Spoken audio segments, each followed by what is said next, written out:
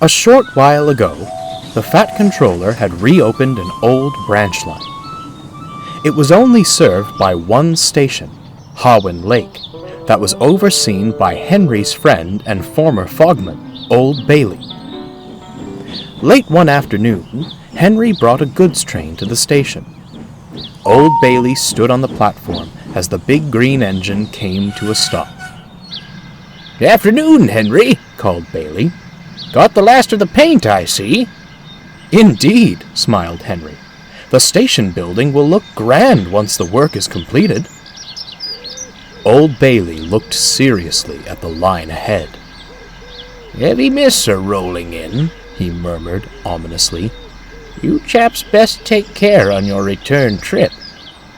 "Don't worry about us," chuckled the driver. "You have the station to look after." And with a cheerful whistle, Henry pulled away. As Henry entered the forest, the fog came down. Old Bailey was right, he thought to himself.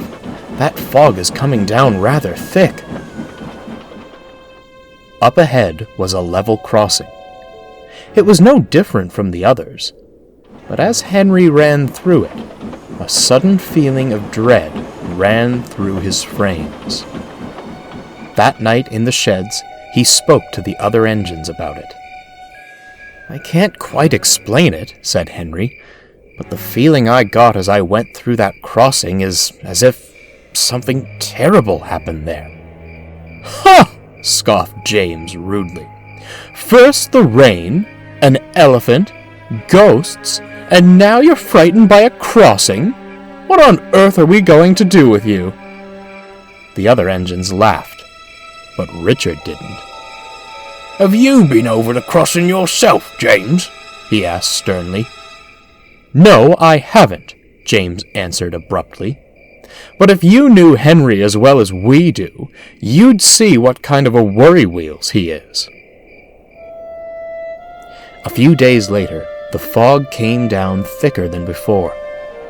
James was taking a goods train along the Hawin line. His journey had been uneventful, and thoughts of Henry and the crossing returned to him. "What a daft engine that Henry is! Haunted crossing indeed!" Up ahead, James could see what looked like a lorry. "That car is blocking the line!" cried James. "Brakes, driver! Brakes!" James's driver slammed on the brakes, but James was going so fast he couldn't stop in time.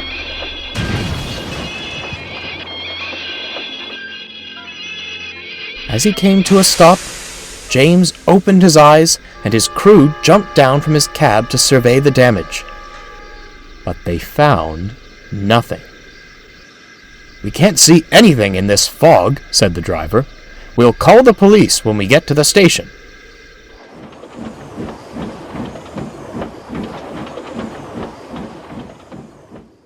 When the police searched the area, they too found nothing.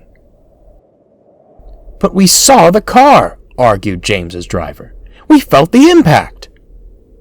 "And yet your engine sustained no damage," one of the officers replied sternly. "Heavy fog like this plays tricks," the second officer added.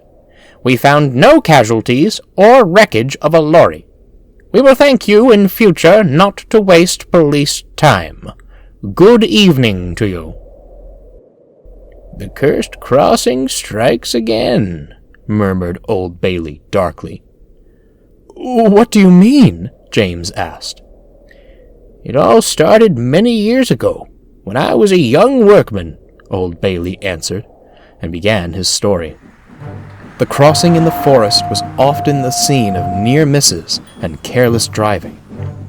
However, one foggy evening, things took a dark turn. A man was returning home. As the car neared the level crossing, it coughed, spluttered, and stopped across the line. Suddenly, the sound of an engine's whistle was heard. But the man foolishly didn't flee. He tried again and again to restart his car, until it was too late. "And every night, When a heavy fog comes down, Old Bailey finished, the events of that dreadful night is doomed to repeat itself. Old Bailey silently tipped his hat and returned to the station building as James steamed silently away, as the Red Engine knew for certain that he and Henry would have much to talk about when they next met.